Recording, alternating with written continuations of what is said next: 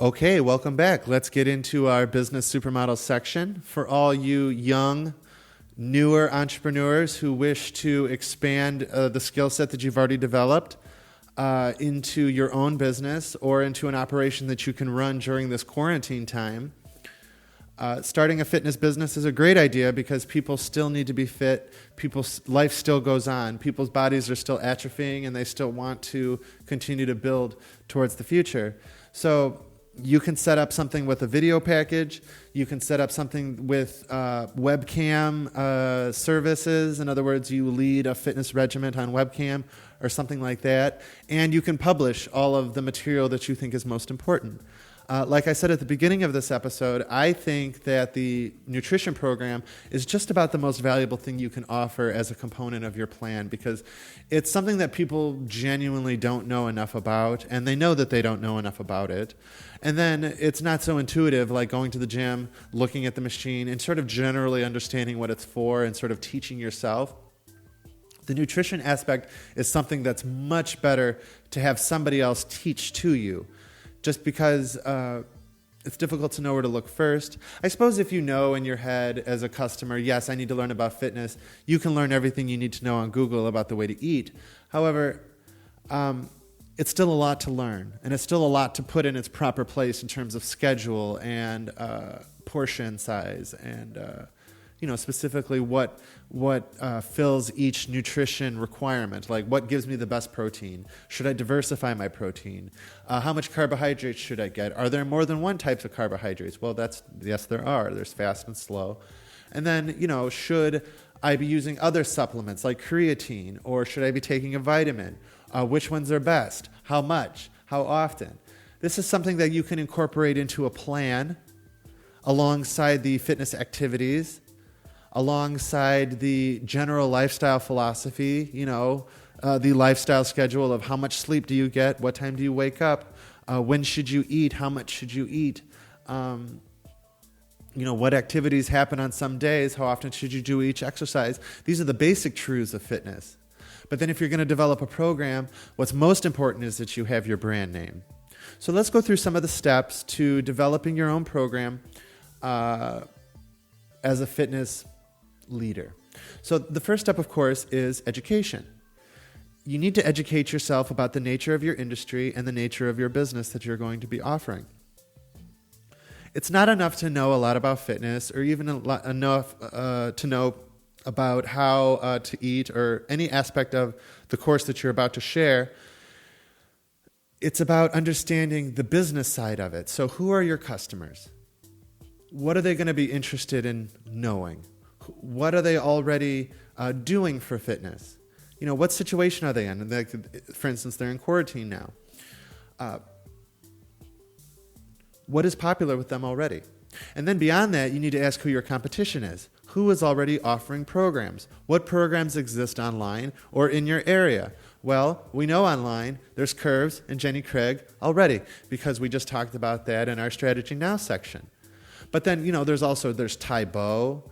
There's celebrity fitness trainers who all have video series.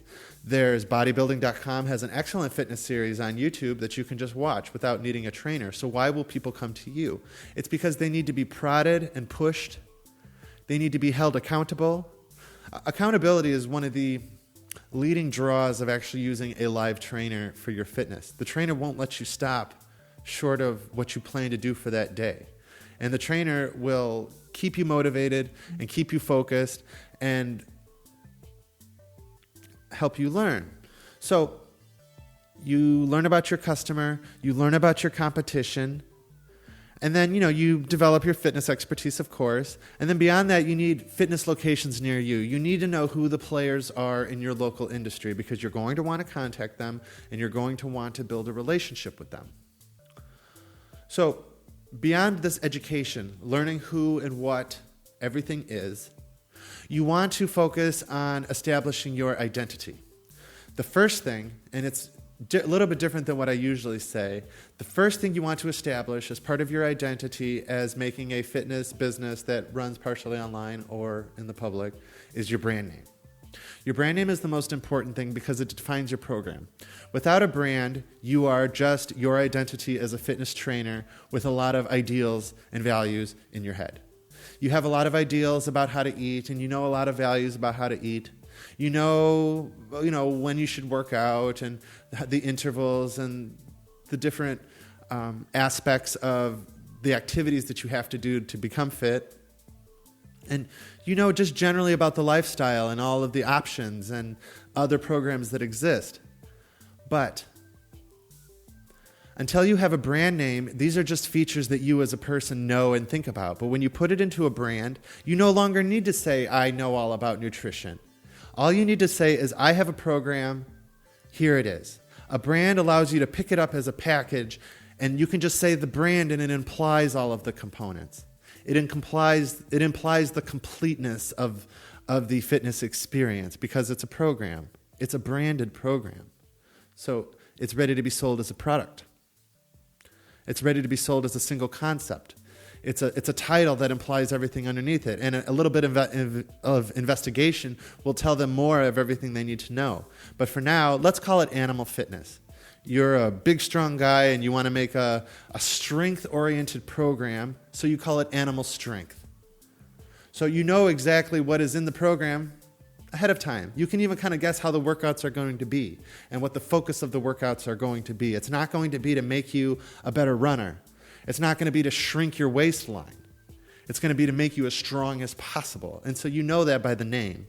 Maybe you call it Fat Burner 3000, and this is how people know what the program is going to be. And this is all part of creating your identity and developing your product too. So once you've established your brand and your social media and your website, you wanted to start developing what the actual program is going to be. So you already know from the brand name that you chose that you want it to be animal strength. So you're going to prepare all of your nutrition around people who are going to work out hard and they're trying to get stronger, so they're going to need to eat a certain way, which is a lot of protein, probably a little bit more fat than normal, probably a little bit more carbohydrates than, for instance, somebody who's trying to be very lean with a six-pack. Guys who are very, very strong are oftentimes a little bit fat because of the way that they have to eat and because of the environment they have to put their body in to grow muscles in a strong way. There's no shortage of pretty fat guys in the World's Strongest Man competitions, but they're also the most strong guys that there are. Okay, so beyond creating your program, which is nutrition, activities, the schedule of the activities, and the overall lifestyle philosophy and schedule, how much sleep you get is just as important as how much protein you eat. You want to maybe try to create video materials, especially eventually a workshop or a full course that you can sell. But maybe in the beginning you create video materials for YouTube, much like we've done for this on our own page for our own purposes. We've created regular video material, and maybe announcing now, we also have plans to create a professional workshop about how to make business. And this is something we're going to sell. This is going to be our paid product that we've been working up to. And I don't want to talk about that too much now. It's just equally relevant to what we're talking about in this. So you create your video materials with the purpose of promoting or selling, probably a little bit of both eventually. And then you want to create your branding materials. So you want to determine what your colors are going to be, what your logo is going to look like, what your messaging is going to be, and all of the ways that the brand makes you feel. What images are you going to use? Maybe a guy fighting a tiger in the jungle, and this will show how strong he is and how he's an animal too. Or, maybe there's a jungle motif or, a bull or something on the cover that implies a very strong animal. Well, these are branding choices, and they have to be chosen because from this point forward, you're going to use it. So if you use the bull, stick with the bull. It shouldn't be a grizzly bear next week, Create branding material, and then you make contacts with locations that might actually physically host your branded class as a class. So what you're going to be asking from them is for a time slot that is yours. Can I have this room on this day?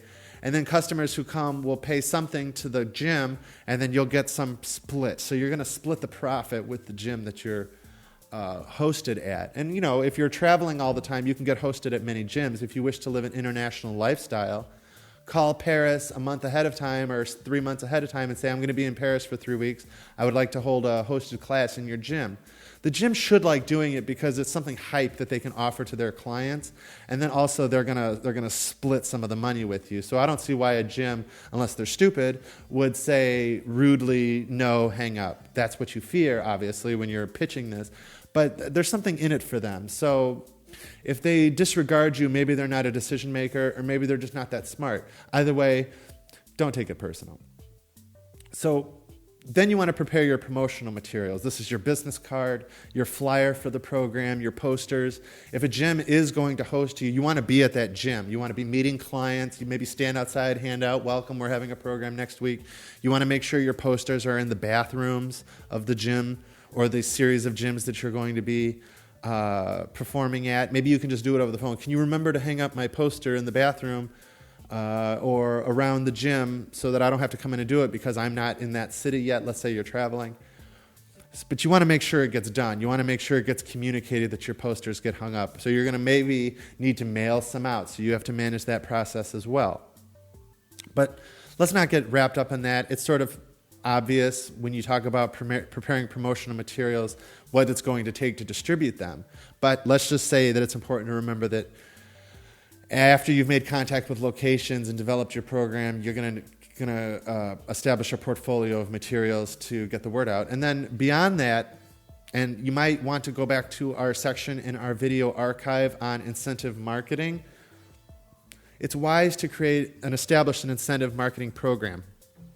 You can build a fleet or what's the word for a group of people that do a purpose? You can build a team of people who go out and market for you based on, splitting the profits with them.